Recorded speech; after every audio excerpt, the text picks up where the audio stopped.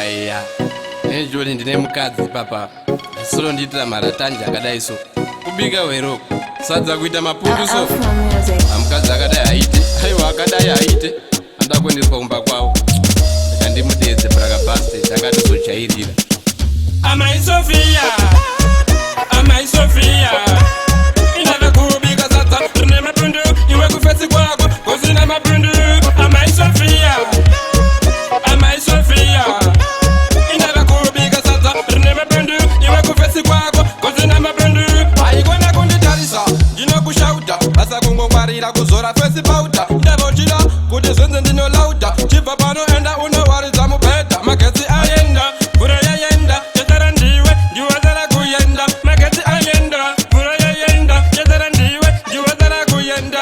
Amai Sofia, Amai Sofia, inava kubika sadza rine mapundu iwe kufesi kwako kusina mapundu. Amai Sofia, Amai Sofia, inava kubika sadza rine mapundu iwe kufesi kwako kusina mapundu.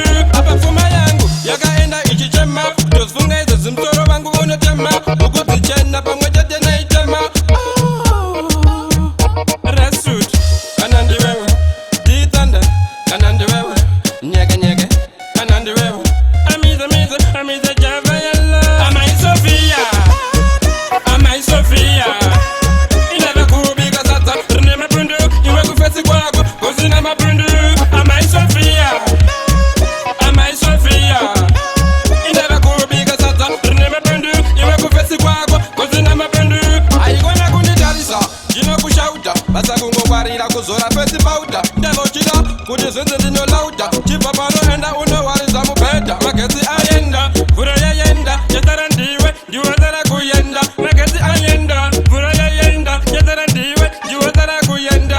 Amai Sofia, Amai Sofia, inava kubika sadza rine mapundu iwe kufesi kwako kusina mapundu. Amai Sofia, Amai Sofia, inava kubika sadza rine mapundu iwe kufesi kwako kusina mapundu. Apa pfuma yangu yakaenda ichichema ndozifunga izvo zimutoro vangu unotema ukudzichena pamwe chete naitema. Rasut kana ndiwewe dithanda kana ndiwewe nyeke nyeke kana ndiwewe amize mize amize java yalla. Amai Sofia, Amai Sofia, inava kubika sadza rine mapundu iwe kufesi kwako kusina mapundu. Amai Sofia, Amai Sofia, inava kubika sadza rine mapundu iwe kufesi kwako kusina mapundu.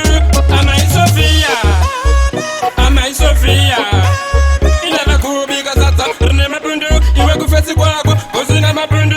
Amai Sofia, Amai Sofia, inava kubika sadza rine mapundu iwe kufesi kwako kusina mapundu. Mount Zion.